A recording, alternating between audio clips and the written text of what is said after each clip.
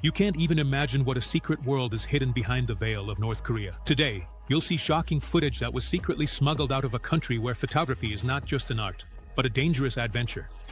These images lift the dark veil on everyday life, where people live not by their own choice. This is a world where light and shadow intertwine in an impossible game of survival. Get ready, because ahead are revelations that will make you think about the true limits of freedom. These are stories that will send chills down your spine. Eric Lawfork is one of the few who had the chance to see North Korea with his own eyes. But he wanted more, to peek behind the scenes and show the lives of people who are not under the watchful eye of the authorities. I wasn't allowed to photograph the police and the army.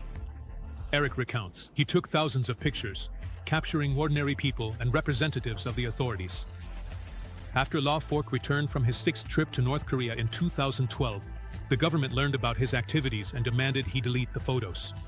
I refused. I show all sides of North Korea, just like in any other country I visit. I wasn't going to make an exception, and they didn't like it. Eric recalls. Soon, the authorities of the Democratic People's Republic of Korea banned Eric from crossing their border. Eric Lawfork was interested in showing the everyday life of ordinary citizens of North Korea, as well as the interactions between people and representatives of the authorities. During his trips, he spent a lot of time talking to locals and taking photos that reflected the reality of life in this closed-off country. When I would go to family dinners in the countryside, I could talk for hours with the locals, thanks to my assistants. They shared with me about their lives and dreams. These conversations allowed Eric to better understand the culture and customs of North Korea, as well as see how people live outside the major cities.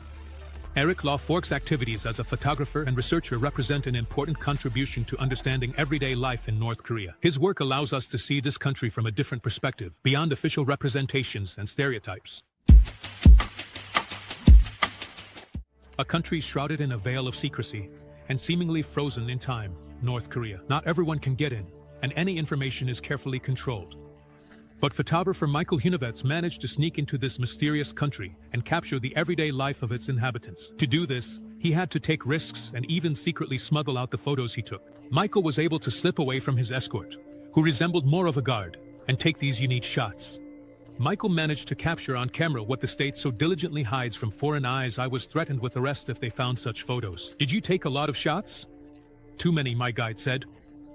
But I still managed to get them out of the country. It was very thrilling, recalls Michael. In North Korea, people are forced to sell waste, which is then used as fertilizer. Travel for locals is only possible within the country, and only with permission from the authorities. Life in North Korea is full of restrictions and prohibitions, and every step of the citizens is strictly monitored by the state. Photographer Mikhail Kunovets was able to see and show us another side of this mysterious country, where the everyday lives of people are hidden from outside eyes. His work allows us to better understand how people live under strict control and restrictions. North Korea remains one of the most closed countries in the world, and information about it is often limited and distorted. The photographs of Michael Hunovets give us the opportunity to see real life in this country and reflect on how important it is to have freedom of speech and movement. Michael confidently describes that their stay in North Korea felt like a brilliant staging. I think everything was planned and prepared in advance because there were no other trains that day. So these elegant travelers probably didn't just show up here for no reason, the man shared.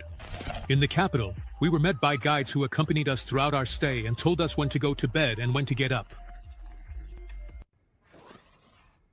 It's funny that the hotel officially has no 5th floor. You can only get there by stairs, recalls the photographer. What's up there? The doors are almost always closed, but if you manage to get in, you'll see a place covered in propaganda posters.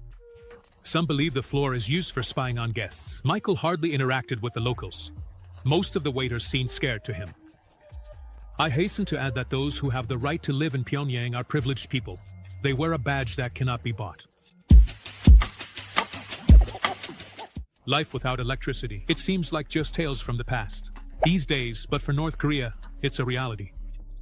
Lawfork mentioned that the guides happily watch as tourists take pictures of children at computers. They want to show the whole world that North Korea is not lagging behind in modernity. But as soon as they notice that the computer is off due to a lack of electricity, they immediately ask to delete the photo. Taking photos of soldiers is highly discouraged, so such pictures are requested to be deleted immediately. You can find photos online of a man gathering grass. These shots make it to the Western press with headlines about North Koreans eating grass from the park. What? To avoid supporting this myth, the guides prohibit taking such photos.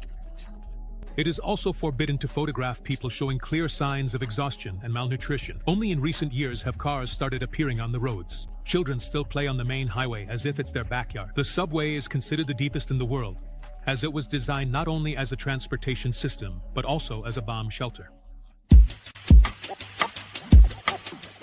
In North Korea, only artists who have received special permission are allowed to paint on the walls.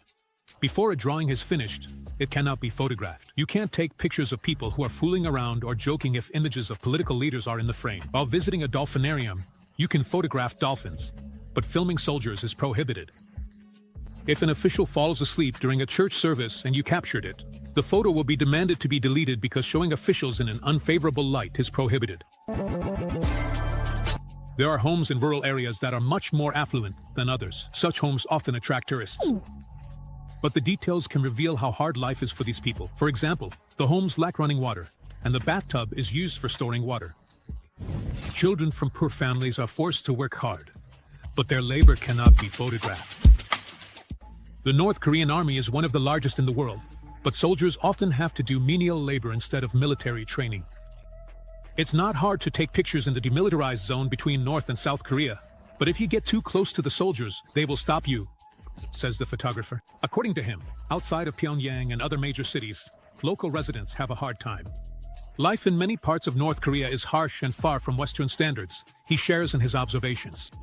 In North Korea, it is also forbidden to photograph soldiers on their downtime. The authorities do not like when their soldiers are captured in a relaxed state. Once, the photographer was welcomed as an honored guest in a small fishing village where they had never seen a mobile phone. The locals spend their days fishing and growing seaweed even with such a hard life. They told me with tears in their eyes that they respect their leaders, even if they sometimes lack food, the photographer recalls. The residents of North Korea come to the village to perform community work. In the past, the authorities considered such footage to be positive, but now they realize that we see it as evidence of forced labor. We were at the art gallery in Pyongyang when the power suddenly went out. In such cases, they say it's the Americans' fault. Since its founding in 1945, North Korea has joined the socialist camp. During the Stalin era, practices of totalitarianism became widespread, which was one of the reasons for the formation of the totalitarian regime in North Korea. Totalitarianism is a system of political power that exerts control over all aspects of society's life, politics, economy, social sphere, and culture. It is also characterized by the presence of a single mandatory ideology, the merging of the party with state structures and the formation of a cult of personality. Today, North Korea is a vivid example of a modern totalitarian state. Academic disciplines such as political science and economics describe North Korea as a strictly centralized political system with no market mechanisms in its economy. A curious fact, the leader of North Korea, Kim Jong-un, has quite peculiar habits. Although officially everything Western is banned in the country, this does not apply to the political elite. The head of state is not averse to indulging in imported goods and entertainment. North Korea is not just a totalitarian regime, but a full-fledged totalitarian system with a leftist inclination. This is linked to the influence of the Soviet Union on the formation of North Korea.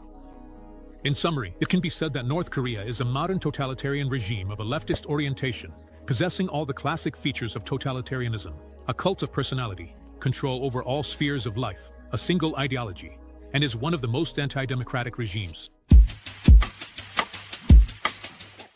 I cannot provide reliable information on why the export of photographs from North Korea is banned, as this information may change over time. The reasons for the ban on exporting photographs may be related to state policy in the field of information and culture. The North Korean government seeks to control the dissemination of information about the country in order to maintain its power and ideology.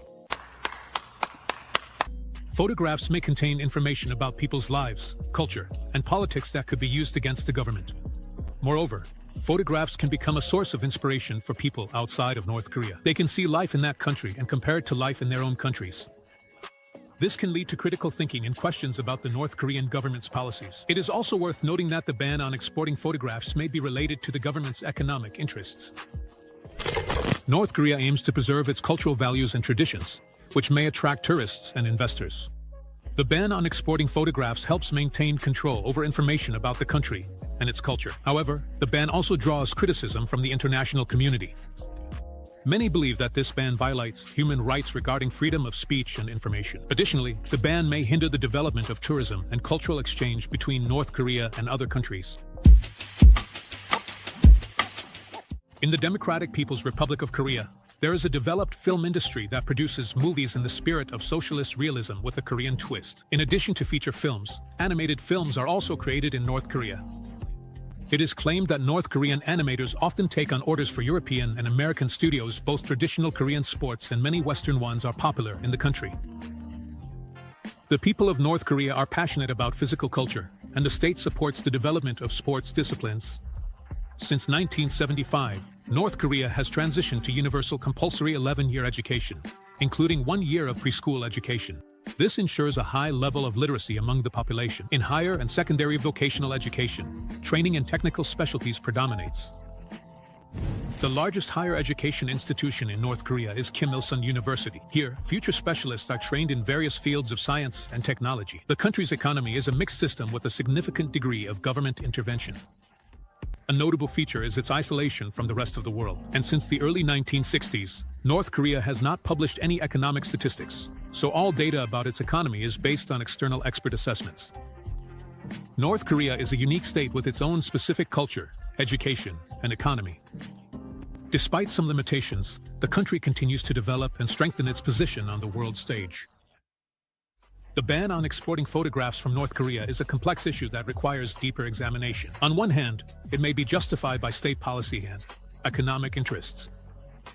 On the other hand, it may violate human rights and hinder cultural exchange. In any case, this issue requires attention and discussion from the international community. I hope you learned a lot of new and interesting things from this video. Want to surprise and delight people? Join our team. We create content that inspires.